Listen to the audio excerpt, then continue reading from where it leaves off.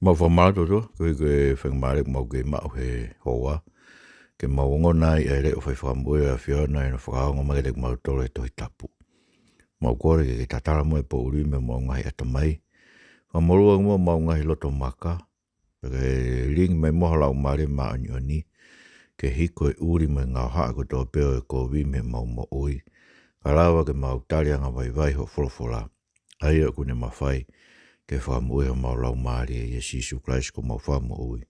Amen. Ko kore ke whanga i benga i tarwhatapu tō buk whaafaget pa me wharen. Ka tā mau ma whaparu whakore tau programa whakawiki koe ni loto i tapu. Aia koe lotu whainu hinu ki tau tolu me to i tapu e mea ke tau tui ki ai. Mea ke tau mo ui aki. Koe ui koe whainu hinu i o e hala ko tofa ke tau whoe me i taimi ki i tāniti. Pea whatawanga tō maari e tau ko tō pe mo mea mea. Tai rei mo roko tō pe hoek me kāinga tō whawhelonga ki e programani. Eki mui hei ko atpe me whaafe koen ke tau wako, lere pe fo ke tau wako koen e Grafei Bible College, lere pe ia i he wahaope, online be, Zoom, mau rotonga na mau kamata i he moni te kua osi, mau talanoa he temi koen ni, wike fitu, hei ko lawe wike taha, kia Paula, mwene ngahi tohi, o amke, e wharaloto e tau tui e, po bau ke whakam ke wharaloto ho mo ui be i ho whanong ke ngai ako koe ni, a tā abitu beia, be ni no whai proklama ako, ka ko mau tolu whi wharaloto be ho mo tui, a tā abitu be mo whitu takme ka teo he maafu.palu@gmail.com, maafu.paalau@gmail.com, ke wanga o atu e link, e harafakawa koe ke Zoom, ke hu mai ai he whiawhi monite, taimi hiwa atonga, taimi valua nusila, taimi yono koe ni asene. Kake, tau whanonga mai whoke tohi ngāwe, tau ngai tānoa koe ni ngai, tau program koe ni o tohi tapu, tau ni tau whanonga mai tohi ngāwe, pau tau au meni ke tohi ngāwe wahe ono, pau tau winga wake tau tokang ke tohi ngāwe, koe tau whaam ke whainhuinu me tohi ngāwe, ai ngahi nau o i siastap o i otua. Ai ngai mea tau, koe ngahi urunganga pauia e siastap o e otua. Tau ma ke wahe hiwa, whamulmora ke wahe ono, pa koe ngahi mea lalahi e tolu, o kumahin o pito koe ngahi urunganga pauia o e siastap o e otua, ko wham ke tau tokange ai, i he proklama koe ni. Pa koe uragi u behen. I ngahi palo parema ko toa be, kuwhanga ngai mo ia ai siasi, e kei mahu inga, mau ai pe, ke kei whakamuamua ai lotu hufia, pea mo e tufa o e gospeli, pe ko e tufa o e wholofora, ke vesura kia ki e wha te rawatu. Ka e kuonga ko ia, ai ne whakatokolahi e ke kau wako, nei hoko halaunga he kau Erinisto, ke kau he pelu, ko e hui he nei tai toka ngai e kau i tau o nau toru, he tufa tokoni na e whai, ni aho ko toa pe. Pea whataha e kau ongu maua o e kau wako, katoa o nau pehe. Uiga te mauloto ke tukuri aki, ai wholofola ai o tua, ka maunofu ke whai ai tufa e ngahi te pire. Ko ia ka inga, ke mauwhiri ha toko fitu me te mau tolu. Hakau tangata ko whakaongo te rei mai, o mātua ki whakalau maari e mo poto.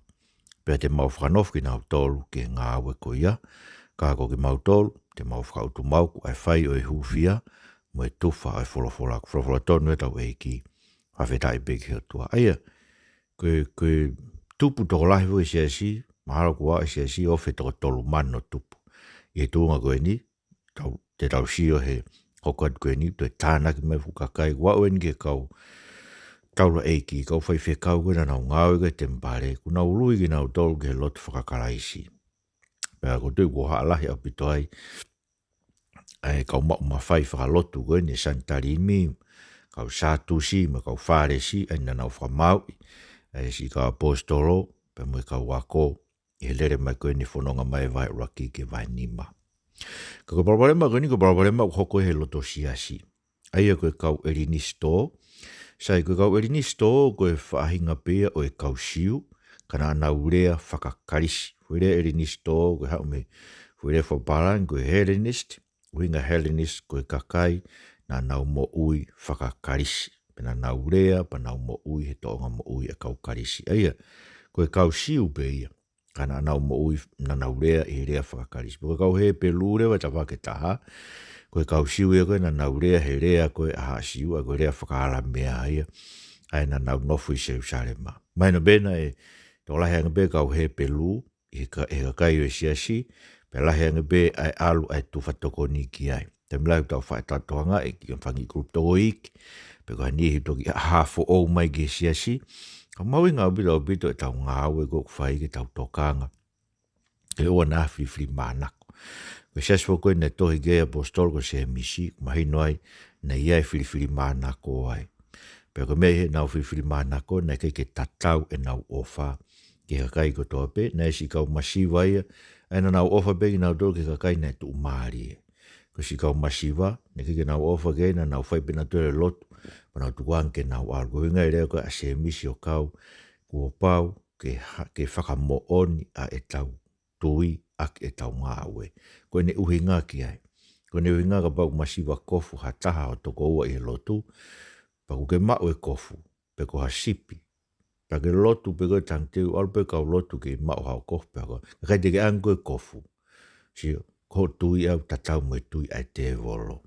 Koe hui he ukai ke whakamooni e ho ngā ue ki ho tui. Eia, koe taha ia ngai paraparema koe kua la hoko he whainga mea koe. Ai kamata ke hu mai whakavaha a me ngai me be ko toko lahe tupu e siasi. Pe lahe rewa tokanga ke ni, kai tae tokanga e ni. Kai ke. Ko meu tau tokangi ai he ni. Ta tau e pepe koe hae palo pare ma koe e whekuki pa mo e siasi.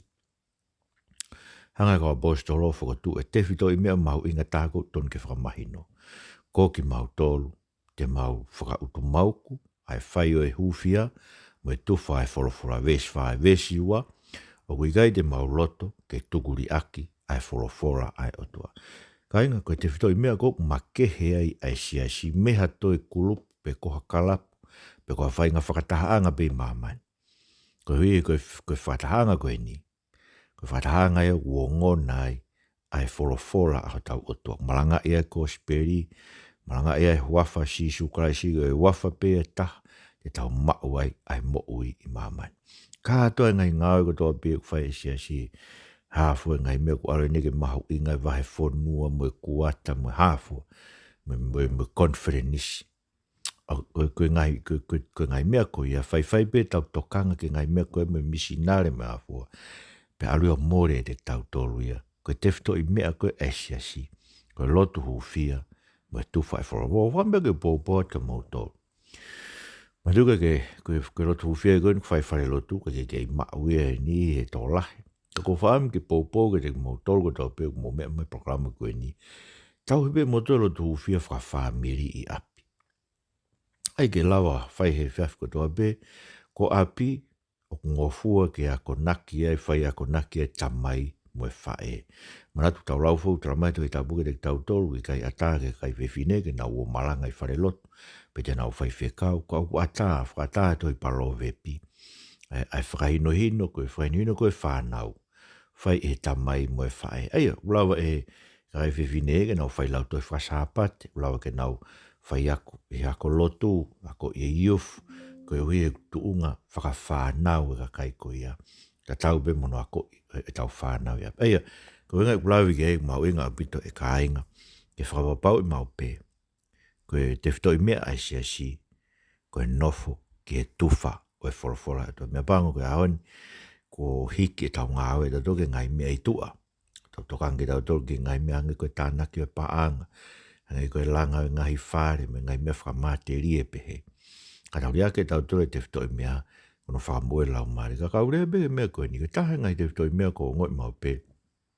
Ai more ai evangelio me tau siasi. Ko evangelio ano tu whake e wholofora ke lawa ke whakapapau whakamo uiai a lau maare o e tau kakai. Mahina o bito pe o ia koe no malanga pea. Whai ki whakaului pe ai ki lotu. Koe tari o sisu, ko mo ilo u ikai koe te whito i me ai. Tari o sisu e koe mea e ko lawa e whae vare mo e poto. Koe mea ko whaim ke urea ki ai, koe mau o sisu Christ koe e ki pea fōwai. Lau kia Paula e klose vahe wa vesio no me fitu fōwai. Pea aka ai. Sio, hange hafu akau koe, tara noa gei e sāme uruaki, tō taha koe kutu ene mana koe wholofora e tua o kuaka e. he kono ko hangea fu akau ko tohe ngai mangai vai. Pere ngatai, kai langa hake makatuunga ko ia, tupu ai ke kaua i anga e lotu, whakahino hino ki tau tolu kia whakaro. Koe tari o koe kuinga, koe tari o si sui lava he vare mo e poto. Koe inga whakamatara koe ni, ke mahu inga koe mo ui a gospeli. Koe te whtoi mea ai. Te whtoi mea koe tari o si sui tun ki tau hanga tau tau pehe. Whakatai au ngā ehe koe ke lava he mea ia koe ea ke neanga whapapau. O mo ui whakakaristiani ai ki tamasi i pe koe ki tahine. Pena mo kakai ko mai ke lotu. Ma tu koe ngāwe koe ka whaiwheka au whai koe no whenga na toke nau hoko koe tangata malanga pe fine malanga. Ai unau behe koe ola ia koe ngai wha evangelio. Koe mea fua ia tau behe ko mau e hataha mo e klaisi su koe eki kone hoko koe tangata malanga. Kau ku ikai. Uki kai koe mea fua ia koe he ulahi kakai unau mai na to o tō ke malanga. O teke ke nau ilo e nau tola klaisi su koe eki teke nau wa usia ki nau tolu e whakamore anga hala koe, ai koe kumau he eiko si Isu Kraisi, ai koe fufulu e tau ngahi anga hala, kene whakapapau ene mo, koe whakaamuki ai. Koe si koe wheitu e whakamomu ai gospeli, whakabau whakamomu ai gospeli, ai o ngongorere e tuwhai wholofora e si, o don ke tauhanga whakapapau, koe kakai ko tō peu na humai ke si, ku whaka inaski nau tolu, e wholofora mo ui koe, ko Kraisi na pekia, pea te rio ia ma tangata motua, pea na pekia koe ko ngahi anga hara, te rio ia ko tangata motua, whakatoe tu uia ke uwhai a ka urunganga ufo o nofu amanake mo i ngata, mo e toi tu ue sino. Sio koe gospeli, koe uho ia gospeli, koe mea uton ke tufa e siasi, koe tufa e ririu mo ui, o iwi ririu mo ui, ai gospeli. Musio koe mea koe arahako koe ke tahanga tufa e gospeli, mea e ua utau sio ki ai. Tō rewa whamamafa e sia ngai mea whamaterie. Mea fua ke tau ngāwe paanga pe koe langa whare pe koe hangai mea kutoe e ngāwe sia ngai mea whamaterie. Alu ngāwe ia tō ia ki tua ki e. E rai ngatai. Koe mea rewa o hoko koe he kai ke tau tokanga koe ke tuwhai wholofora. O moni rewa lau koe Paula koe ua ti mote vahe tolu. O ku hoko e kakai lotu e koe kakai mao e nge esi e lotu. Ka unauri aki ai malohi mo iwi e lotu. E koe iwi e lotu, koe ririu e tau mo ui e wholofora koe tau tala noa ki ai. Mao nge ese e lotu, mao e tari o si isu, mo e hafua e whanki mea peu koe swhai ki lotu, mao mo e fua kavenga, mo e whai misinare, mo e malanga, lakanga malanga, mo ngai mea koe, ka iri aki ai mawhai mo e malohi e lotu, koe riu kawa e tau ngai mo ui e wholofora. Toa kainga koe teftoi mea ia koe e si koe lotu ufia mo e tuwhai wholofora. Paku mahu inga e whamawhai e tuwhai wholofora ke whapapau oku mo ui e wholofora e tau mo ui. Peke ke mo ui e wholofora e toa e tau mo ui pako ke tau lau e wholofora e tua. O whamau ke toa whangi tohi koe ne mea whangi vesi koe ne hae maa ki tara maa tuku ke tawhaaki ka ke lau ha wahe e whaa. Mea koko whakotua tu e whakaosi tau programa ko toa pe lau ha wahe e whaa. Ke inase fu kātoanga ko teu e otua hene wholofora he aho ko toa pe. Whaka maa kona ho lau maari e ai. Whangi mo e mea ea koe mo kai bea kuri ia mo ui. Ka koe hame te tau kei kai mea toko ne kuri. Rotongo ko sanga he otua whakawhi i tau tolu. Whainga maari e fu kātoanga ke tau inase ai. He aho ko toa pe. Koe te whitoi ngāu e si koe tuwha e wholofora. Koe tuwha paanga, koe tāna ki paanga, koe langa whare lotu, koe ai kakai ke malanga. Koe te whitoi ngā we, tuwhai wholofora ke whakamo ui kakai, ke nau ilo Kraisi suko nau eiki. E ko ngoi mau be, e tō lai kakai, te nau o atu he ngataanga e nau moe amanaki he vani. Tau te hita kau whai whekau ma kakai i longa he si. Pe te nau atu no tolo oho vare, e pe he masi isu alu me heni, ai kau mau lao. Koe na ke malanga koe ke whinomotua koe na ke ilo peu na whainina te wholofola. Koe mea mau i ngai, koe whai whekau koe ka nai tōho mo ngāwe au ke ai paanga be, mo e langa whare lotu be, ma hai ngai mea pe. Sio, tau rea ngai mea koe ni koe ngai mea, koe ka ngai mea fo. Mea motua pena e rea ke kau palo whita ke whahawhi mai kakai atu. Kai ke, Koe ula ki whakaukau ia koe ia ngā wahe ono. Ngai parapare mo koto beta whangai mo si kei mau inga. Whakamomo e lotu whia mo e tuwha e whorofora. Koe mea uton ke nofo ki ai kakai lotu. Nofo ki ai kakai e siasi. Koe mea noua. Waka noua maa me he vesi ni maa ke walu pa kubeheni. Koe wike nofo mau ai kosperi i e siasi. O kwhi mau e kau ngāu e kotoa be ia e siasi. Kau ngāu e kotoa be. Ko ha kau tangata. Patonga e kau tangata ne ke kau whiwhine nei. Kau he lakang whaiwhe kau e i e siasi whakafo. Whi mau ha kau tangata whonu i he tui. Me lau maare maa oni. Ke nau whai ngai ngāu e kotoa be e siasi. Meu whi mau. Whi mau ha kau tangata whonu i he tui. Me lau maare maa oni. Ke nau whai ngai ngāu e kotoa be e siasi. Tau be koe hai. Ai ngāu e kuwhai. Whanonga rau be me vesi ni ma ke walu o ngāu e wahe ono. Pena haere rei ai rea ko ia ke whakataha kotoa. Pena au whiri a Steven ko tangata nai whonu. I e tui ma lau maare maa oni. Pe mo Filipe, mo Pōkolo, mo Naikano, mo Taimoni, mo Pāmina. Pe mo Nikola ko mo tua Antioch. Ne ta whok o lotu whakasiu. Pena whotu ki nau tolo e awa ka apostolo. Pe hiri e nau lotu. Nau hiri whakinima ke tek nau tolo. Pena e tupu mau bea e whorofora e o tua. Pena holahi a bito ai lau e kau wako i Jerusalema. Kai maa koe whutolahi e kau taula e ki. Na nau whawaiwai i nau tolu o tui. Pea ko Steveni. Na ne whai i rotorotonga e kakai. E ngai ngāwe whakaafo. Me ngai whakailonga na mamafa. He ne whonu ke resi. Mo mawhai au pitu. Whorofora tonu e tau e ki. Whawheta i kia tua. Aia. Na e kore whoke kau wako behe. Tu mo ke mau nofu mau ke mau tōra kau bostoro, ke mau whakautu mau koe hufia, mo e tuwhai whorofora koe te whitoi mea mau inga siasi, ka mau whiri mua hakau tangata. Ke nau whai ngā aue koe, kau tangata whonu i tui me lau mare maa oni. Koe wii ke whotu ki nau tolu, pe hei whakinima ki nau tolu, pe ke nau whai ngai ngā aue toa pia siasi. Koe ke whotu mai aheni koe nau te whitoi ngā aue, ai tuwha tokoni, ka koe inga ke nau tokoni ngai ngā aue koe toa pia siasi, te tau sio koe tau te toi ngāo na tō nai whai koe ngai whaka evangelio, ai na taki mua bea Steveni, mo i tangata koe ni ko Filipe koe ngoi ngoa e koe mo mai. Ka koe ula ki whakanofo i ni o e kau whai whekau ai siasi. Mo se koe inga no whakanofo ka whai whekau ai siasi, koe ike nau tokoni, ke ngāo e koe na whai ka apostolo, koe tu whai whorofora, tu hufia mo e tu whai whorofora, pe kai ngatai koe tu whai tokoni ke kau masiwa. Koe ongo te whitoi ngāo e bia e ua koe na whai e siasi, i he ni te whito i ngā aue koe kamata i siasi. Pau tonga kei bebe haun, koe ulu aki, koe tu whai whorofora. Ko ono ua, na tānaki mai paanga koe e kakai umadui mena tau sio koe vai wha o ngā aue. Na whakatau huna o ngai kere o mai paanga o tuku atu he ve e vae o ka apostolo, koe ke tufa ke teki nau tolu na e masiva i e whakataha anga. Musi koe ongo te whito i ngā aue be siasi, koe tu whai tokoni, ke kau masiva, me tu whai whorofora.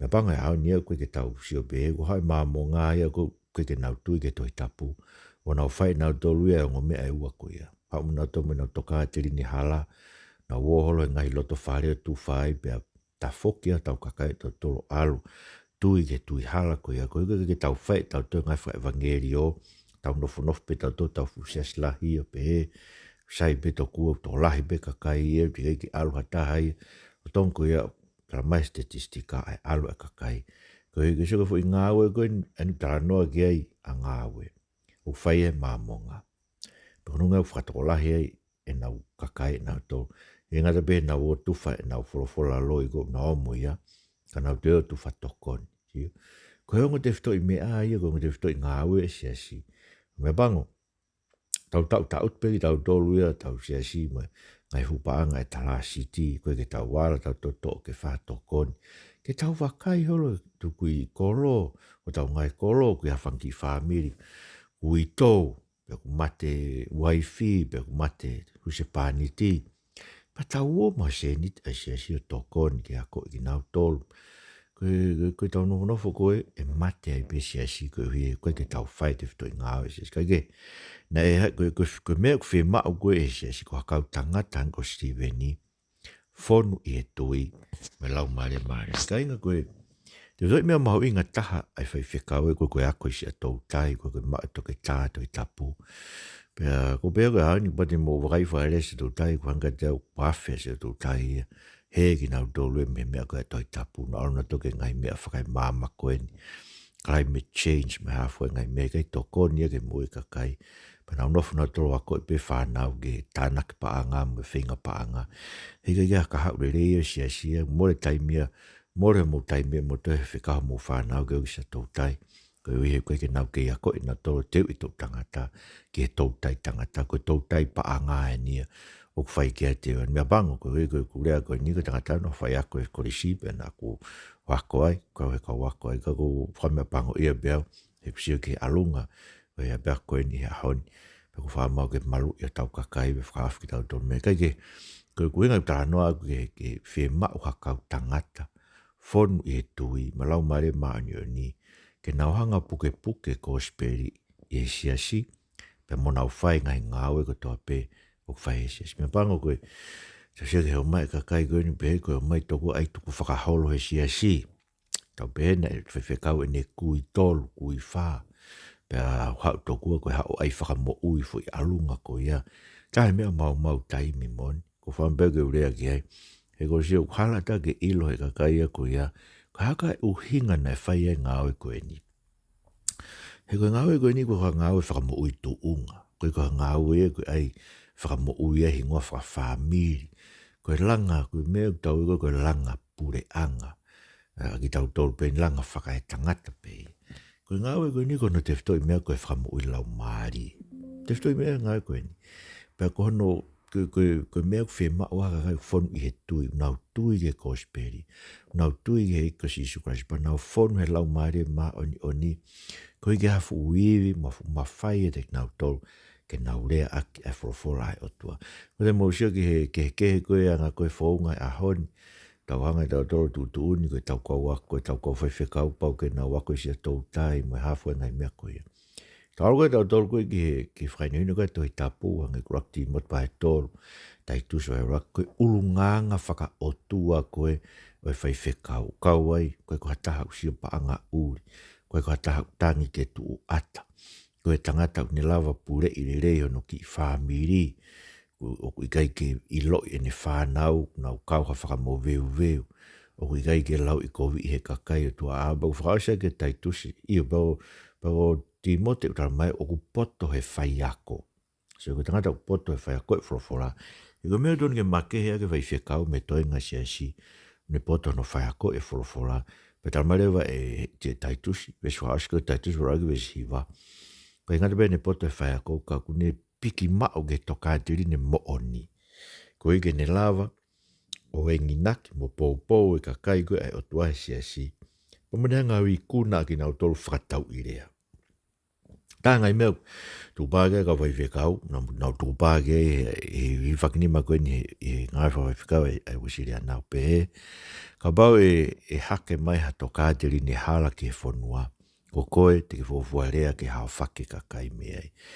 Pero mea pango koe ke te ata hai urea ahoni, mwhamore more beo hange koe ku who'ou pe, tau rea tu ke ngai mea koe ni ko whaarea ki aina ko whasoto māma. Ngai mea koe ne malanga kakai whewhine, mga mea pe, ka koe koe mea e utonu ke who'ou. He utonu fo ke rea ka whaiwhekau ko toa pe, ke ngai toka te rini, tai hoa me whorofora, hake mai ke whono. Pange pe koe whiawake e tau whanau, tonu ke tau rea ki ai. Ke tau ai ke iloi. Koe mea koe ke lawa he ako exin song wa whangi mea koe ia ke ne whakaino ino e tau whanau ke anga whaka otua. Hake uta e trucks mo kona mo whe awa ki e tau whanau e whanuani. Koe hui he koe ke tau lawa whakaino ino ke nau tolu ke nau tu whorofora. Aia, koe mea mau inga taha e siasia ki whanonga e siasia koe ne kau ngāwe koe kakai ku whonu i he tui me lau maari e mā oni. Ke hui ko ki nau tolu e te nau lava ke nau puke. Ma wai pe he kuonga ko toa pe. Ai kosperi. Mo e lotu hufia. Ko e ongo te whito i ngā awe e tau siasi. Mo e siasi o toa. Ko mea whakaosi rewa. O peheni. Ko e whakaututu ko e tupu whakalau maari. Mo whakatolahi ai siasi. E whakaututu e pe mo e mālohi. Whakatanga whaima e setane. Mo ne ngahi ko ngakau. Ko vesi vai ke tāni ma kau lawat. Ana tu haka ni ihi o kau o na kau ke whailot na e ke whailot te kau ripa taine, me kau sairine, me kau Alexanita, me ni ihi e ka kai me sirisia mo e sia, o nau whakakikihi mo Steven, ka nei kai te nau lawa ke tari ai poto, mo e whalau maari e o inerea. Pea nau dok whare i hakau tangata ke nau lau ia o pehe na mau whanongo ke ni lau kovi ke Moses pe mo i atua. Pea nau o i ka kai kai maa kau mātua me kau skalai pe pea nau toki mo uta makia ia o puke o taki ke santarimi. Pea nau o mi foke hakau whamoni loi. Ai na nau pehe koe tangatani ui kai lawa ene tuki ke awa ene tuki ke whare tapu mo e lao. Pea ko mau whanongo ke ene pehe tokua ko sisu ko siana mi Nasareti tene vete ai potu ko ia, pea whakakehe e ngai tuuni ngai tuku e Mosesi ki te tautolu. Pea sio whamamau ke te ka kai ko tō pēna e nofo e santarimi, pea tā kono fofonga na hange koe fofonga o a ngelo, fofonga tonu e tau eiki, pe tā ike o tua. Siu tupu e sia, whakaututo e pe mo e mālohi whakatanga na whai se tani, mwene ngahi konga kau. No ole nau tolu ke whakakikihi, pea kai ke nau lau e whakakikihi, na hangalewa mga we a ki whakamooni loi. O mi hakau tangata ke nau hanga tuku aki i kovi, tuku aki i loi ia Steven, osko ia, pea awe la unga i ke whataha anga, anai ku foki o tolo maka i ka umusiki me kuhoko. Nau sike fofonga tangata, hanga fofonga a angelo. Ka inga koe, fofonga si isu, ka aha koe te tau toi tuai me mati e tau tūtui ke eko si isu kraisi, te tau hange koe kau angelo. Esi koe tangata e koe ni, na e osi mo ui, osi haa i hene mo ui na e fōtunga e kakai, osi toi tuu ki nau toi, osi mate ki nau toi, si kau ngā pekia ki nau toi mo kraisi. Eia kono wenga na kai ke toi iri fiai, a Stevenia, ke maru ke ne mo ui. Na ne rea pēta e uwhi, e koe sike ne ngahi rea na e whai. Mai no whoko ne whai ni hino koe na e tupua e ririu a kau ri vai koe ne pehe. O koe ke a whio tua ia ha whare tapu, ha whare ngahi e tangata. Ma tuko ka tau ngai whare lotu koe kua tempare, be ka potapu, ka potapu ia, ko tau ngai whare lotu. Koe fungai funge si whare pe. Koe potapu o tua e ko lo tonga no kakai. Tangu ko whataha no kakai, o ko awhia o tua no lo tonga no kakai, koe ni palo mesmai, whataha toko owe toko tolo ko wa whate wiai ke tāpuake. Koe whetu ia ko awhia o tua, he lo tonga no kakai, koe potu topu tapu ia. Koe sio, maina koe ni malanga ina e whai. O koe ke te funge si whare pe nia koe ke awhia o tua ia, pe kai ngatai, koe ke te whi lau, koe ko whai kraisi, whi lau e taha koe, na e whi mao ke whamore tau ngahi anghala.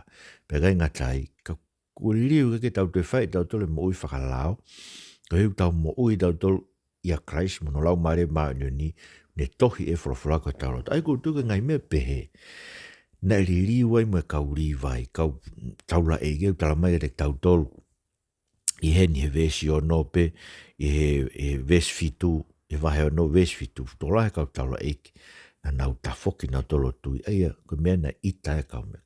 Ka inga koe maho inga mea ni o peheni. Koe, o whai peho no lau i kovi ia, o ki tau tolu ko urea mo one ake wholofola, he lo tonga pe ka kai lotu. Ka bea ngai mea kono tukua ki ilo, so ke nau meu whai. Ka kapai ngai ke nau whakakikihi moia, e kula pe whake tangata whakamatala mo one wholofola, te nau whai ngai whakamooni. Te nau ririu ngai mea ke whakamooni loi o tala, koe ne kovi o whai, koe ne hala ne rea ki ha, me ta tau pe o whai te whanongo gea, ngai mea kono tau rea ki ai, tala ka whai whekau hala to kua pehe, koe ton ke malanga pe whai whekau ka kai whewhine, tala ku hala, tala koe mea, koe mea ia apostolo, koe mea Jesu Christ whai nina toi tapu, ton ke tau tūlolo ki ai. Ka hange koe mea koe nge whasoto mau, tala ku hala koe mea motu atoku ai, me mea holo pe ngai mea ia koe ike. Au maina pe te tau tolu ia, koe ngā ue se tane, he koe se tane koe loi me kamatanga. Koe sio, he kai tuku whinga kovi e te volo ia. Koe mea tau ilo ai, o mo oni mea tau rea aki, he mālohi au bito no whakaloi i mea tau rea aki. Tau rea ake mone wholofola, te ke whanongo pe koe no tala halo whakaloi, tala koe loi, ai mea koe no koe rea tu ake wholofola e tua, pake ilo koe ngāwe te volo, nge tō pe koe ngāwe koe e whai i he muaksiasi e wahe ono. Kai e kāinga, tau whawhera i ke o tua, koe hui e tau kei whanonga pe moia. tamai, whamara tu te koe. Whora koe ni whainu mai te mātolo e mau inga, mau pē, ai kosperi, he ngāwe ho siasi. Eke kore, o hake mau pe moha kau tangata, whonu i he tui malau marema anu i nau puke puke. E tū mao, ai mahu inga e whorofora, tuwhai whorofora, whao tu mau koe lo tūwhia, e siasi panau lava, o matu he kina ngahi kovia, mo e whakatanga, mo e ngahi lau kovi ko toa pe. E whaige te nau tolu koe ko nau tu he moni e whorofora e otua. Eiki, ko kore whamore mori, tāpua ki moa ko mau whanua e mo oni ko e ni. Tama tu e tu po wono, tani kui ni, whare o tu po, anga loto apasia. Pege i pare e mia, o ka merik mo ne kapneti, ka take whanua, mau tu maha loto apasia, e ka te mau